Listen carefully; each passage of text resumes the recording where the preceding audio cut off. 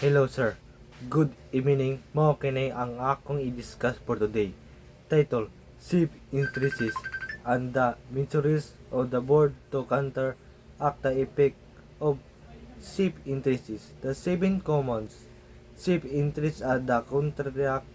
Number 1, haging. Mao kini ang mahitabo ang haging kung ang tunga sa barko mas taas kay sa unahan ug likod tungkod sa balod ug dili pantay nga pagkarga. Kasagaran mahitabo ni kung na ang una sa balod sa tunga sa barko. Example, paagi sa paglikay angay nga mantayon ang karga o gamiton ang sakto nga balas aron malikayan ang sobra nga haging.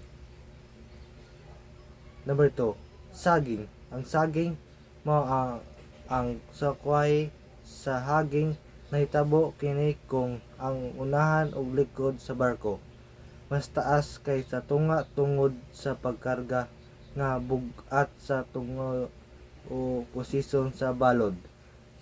Example, mo kini pagbalance ang pugat sa barko pinaagi sa saktong paghangay sa karga o pagmonitor sa ballast system.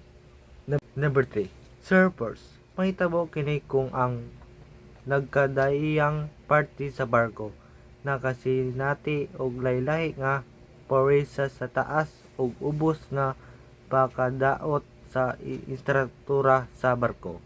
Example, kinihanglan pantay ang pagdistribusyon sa karga ug lig-on ang istruktura sa barko aron malikayan ang kadaot tungod sa surfers.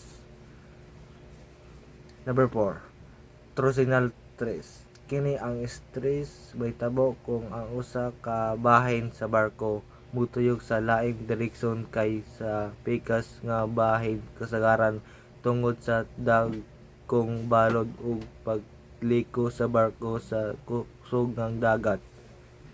Example, gamitan og lig-on nga materyales sa hull ug likayan ang kalit nga pagliko sa dagat nga dakog ang balod.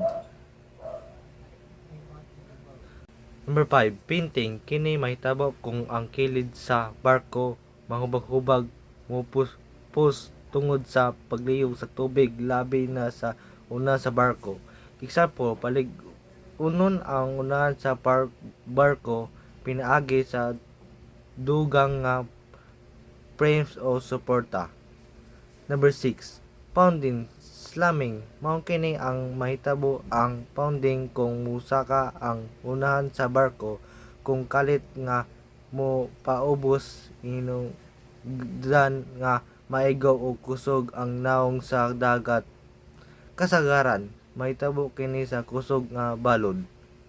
Example, dili palapason ang kusog sa barko kung naay dagkong balod ug i-design ang hull aron malikayan ang kusog nga pag-igo sa tubig. Number 7, ranking. Kini mahitabo kung ang kilid sa barko malungtang ug mahuyang tungod sa balintong sa dagat hinungdan nga ang istruktura sa barko mahimong baliso. Example, ang paggamit og lig-on nga suporta sa sulod sa barko o husto nga pagpahimutang sa karga aron dili kini mabali-bali sa sulod